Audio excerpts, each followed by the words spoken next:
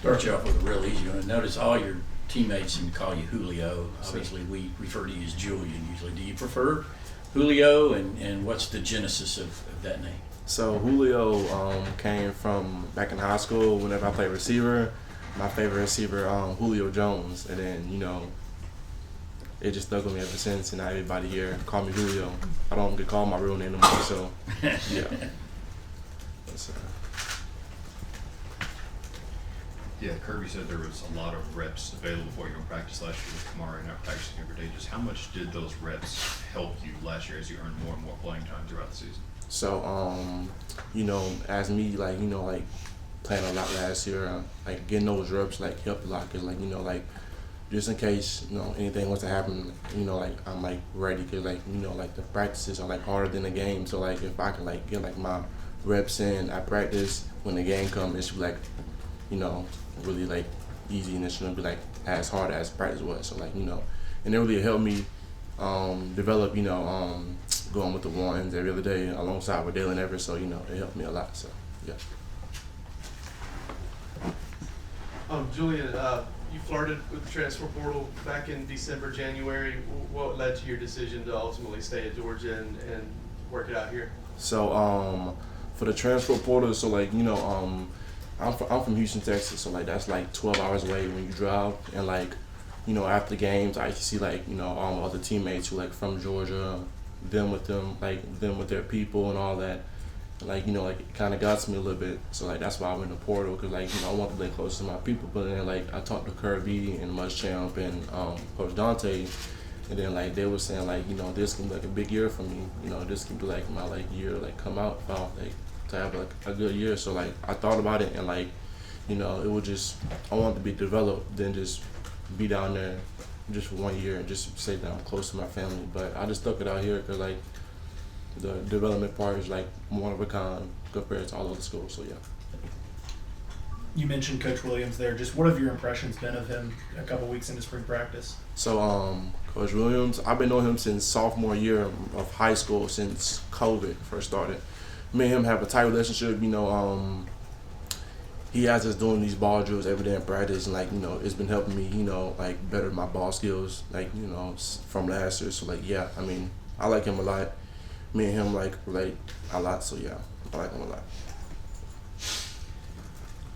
Press the point. How much thought did you actually put into it before you? I forget whether you put it on Twitter or Instagram or whatever.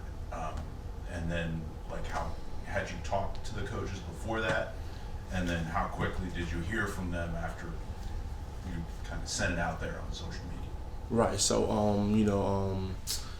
me going back home, we had I think we had a week off after the bowl game, and it just kind of hit me because I'm back at home and I barely get to see my people a lot, and it was just okay, now is the time for me to go in if I want to make that decision to be close to my family, or just stay up here and keep doing what I was been doing. But as soon as I went to portal, the coach was of course the coach was calling me and texting me, and we spoke and everything, and we sat down and we talked about the bigger picture besides just me going back to be closer to home whenever I can be up here and get the best training that I need to be able to make it to the next level. So yeah. Yeah, Leo, over here. There's a bunch of you guys in the defensive back room that have a background in track, extremely fast track times as well. You were a 10.5 guy, Kyron Jones a 10.3 guy. If I made a 4x1 team out of the defensive back team at the University of Georgia, who would run the anchor leg? I'll say most definitely me. I don't know why they had that 10.5 up there. I actually ran a 10.2 and a 20.6 in the 200, so I don't know why they. But I think I'll be the anchor leg. It'll be a runner-up between me and Daniel Harris. So who would be the fourth? The fourth leg, I'll give it to myself. Second leg would be Daniel Harris. The fourth and second are the fastest people for 4x1. So yeah. When we got a chance to see you guys at practice earlier this year, Dante Williams, your position coach, had a helmet on. Did he give you an explanation for that? And then what are some of the differences between he and Fran Brown? So Fran Brown was a coach who he wanted the best out of us at all times, and Fran, both of them are great coaches, But the thing about Dante would like put cleats on and put a helmet on, like do the drills with us, and like he sent us like videos of like different drills we're gonna do.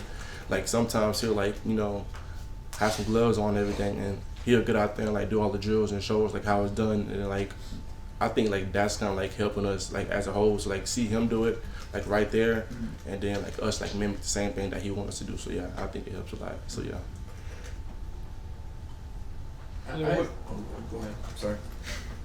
What have you seen from Colby Young so far? In 6 practices, has he done anything that you didn't necessarily expect, or what's he looking like at that? I've seen Kobe Young, before he even got here. His little like film he had over at Miami, and like he's like a good jump ball guy. So like he's been like going on top of people, and like he's a big guy. So like he's really gonna be like a big a big piece of us for this fall coming up. So yeah, he's a real good guy. It was interesting when you talked about the DB speed. I'm sure at some point Aaron Smith will probably talk to you about a race. If you could, I don't know if you want to comment on that, but I wanted to follow up on what you were talking about on the decision to stay here, because we talked with Mike a little earlier, and Amarius Mims talked to us about short term, long term. Is there that big of a difference between the value you can get coming out of Georgia DB with NFL money than maybe some of the quick money they're throwing around out there NIL-wise? Right. So like that was one of the things that I said whenever I was leaving the transfer portal. I was like, why leave like the best school that like can like give you like everything you need to be ready for next level, and just to leave just cause like a few bucks from like another school could offer you that. So I was just like, it's just like important for you to like just like stay here and like get the development, because this is like Georgia gets you ready for like the NFL, and it's been proven. So like I want to be a part of that. So. And then as far as Arian, did you guys ever talk about racing, or did Arian, you trash talk out there? We talked about racing, but Aaron's like a 10 flat guy. Like I seen him run track his freshman year. I guess Matthew Bowling. So yeah, man, Aaron's a different type of fast dude. So yeah. Yeah, Kirby mentioned that the Missouri game last year, he kind of thought it was a breakout game for you. Just what do you think clicked for you that week, and then in that game, and then how frustrating was it to then have that injury against Ole Miss? I think that's the next week. So the week leading up to the Mizzou game, we had this new formation going in, and like I knew I was gonna play that game. So like that whole week I was like locked in, like getting ready to play this week. And then like whenever they like called it, like I went in, I was like like I said, like the practices are like harder than the games. So like I knew like I was doing good at, like in practice. So I knew like when a game would come, it wouldn't be like no huge difference. So like I just went out there and just did what I did, and trusted my technique, and which is good. But then the following week after that Ole Miss game, I knew I was gonna be a big piece of the team to go into that game. But after that play that happened, I was just like, I was hoping that it wasn't nothing major, but then I went in and got an X-ray, and then it was like it came back different. So I was like, it was a bummer, but I'm back and healthy now, so I'm ready. Yeah, you touched on Dalen a little bit. Obviously, you guys came in together, and I'm sure you spent a lot of time together. But then also, getting to play across from him and work together. How have you just enjoyed being through this process with him, and how excited are you to possibly have an opportunity to really get a ton of opportunities to start alongside him, like you did in that Mizzou game? Right. So Dalen Everett's a good guy. Me and him came in together. So like just to see that me and him, me and him really like stuck it out, and like didn't leave, and like still here and kept grinding and kept our heads down. I'm excited because like me and him always talk about like we here now, so like we can really be a big difference to the team. So like I like Dalen Everett a lot, and I think like me and him are gonna like do great things this season. Yes, sir. To follow up on the injury, just what was the process like, getting back from that, and how tough was that being sidelined in the rest of the season? So when that happened, I was like, God dang, like I was trying to like figure out like as soon as possible when can I get back, like because like I knew like we was going to go to the SEC championship, so I was like, dang, like I want to play that game real bad, because I know like that's a big game, that's like a who goes, who doesn't. So like I was like really aiming for that point. But then whenever I was on rehab almost every other day on the weekends, just trying to get back as soon as possible, then whenever I got word back that I would like probably like wouldn't be able to, like it wouldn't probably be smart for me to play that game. It was like a bummer, but like I sure did want to be out there with my teammates. So yeah. You talk about Dalen and you got Jonel Aguero back there. There's a lot of guys on this team that aren't local. And you were talking about, being around your people and the feeling after games. Who have you leaned on, as a teammate through all of that to kind of, maybe identify with and maybe they're your people after game? Who's kind of, been your go-to as far as that goes?